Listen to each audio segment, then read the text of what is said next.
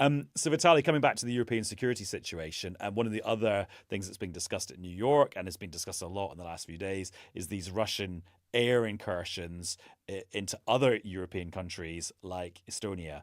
Where are we with that? How's that been playing out? Importantly, I think the West collectively has given Vladimir Putin very little reason not to do that. That's why it's happening. After Sorry, the just elaborate on that a bit. What you mean?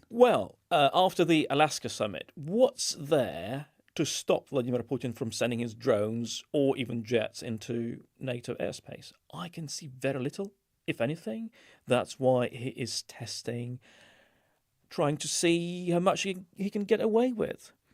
And the lack of response on NATO's part that we've seen so far is seen by the Kremlin as an invitation to continue doing that and escalate Russian interference and Russian attacks. So if we rewind back, if we think back to 2008, when Russian troops and Russian-backed forces seized about 20% of Georgia's territory, what happened? Very little. Fast forward to 2014. I remember that was the day of the Beijing Olympics opening ceremony. Yes. Yeah. Fast forward to 2014, when Russian forces surreptitiously, secretly seized Crimea and parts of Donbass. What happened? Very little. So that emboldened Vladimir Putin. And if we were to rewind to the current situation, after all the attacks, all the shelling of civilian areas in Ukraine, all the talks in Istanbul, Alaska, and DC, what happened that would make Vladimir Putin rethink his strategy? Very, very little, if anything at all. Words are, as you will know, Adam, the currency in which we, as journalists, trade. But these words, they've got to be backed up with action.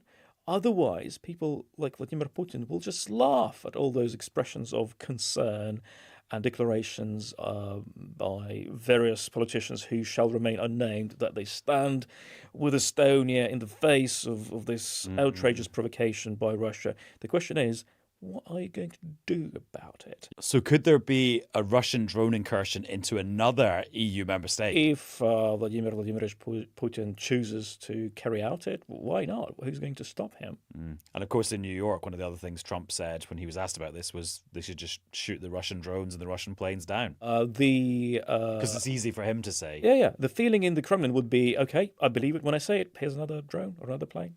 What are you going to do about it?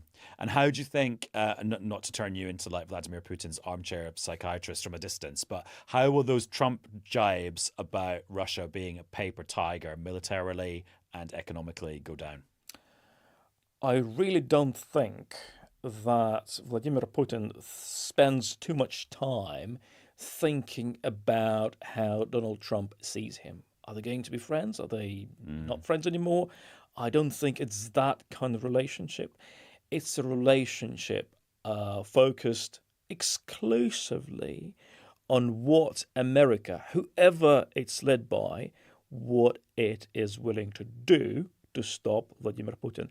He sees the whole world through this Cold War prism of us versus them, dating back to the time when he was a KGB officer in East Germany. It's still like that for him. It's Russia that needs to be respected, feared, back up from its knees after the Soviet Union fell apart. That's why he is pushing and expanding. And when Vladimir Putin's pushes are met with no resistance, that Kremlin hand, it's going to go further and further and further. Although despite all of that, Putin might look at the Russian economy and think it is looking a bit paper tigery. Like inflation is rising, the central bank is like having to spend more on servicing its debt and all this. As long as there's enough money to keep the missile factories working, churning out those missiles, and tank factories working overtime, fine. So what if a road doesn't get paved or a hospital has to close down, is he worried about that? I've been watching him for 24 years, more than that now.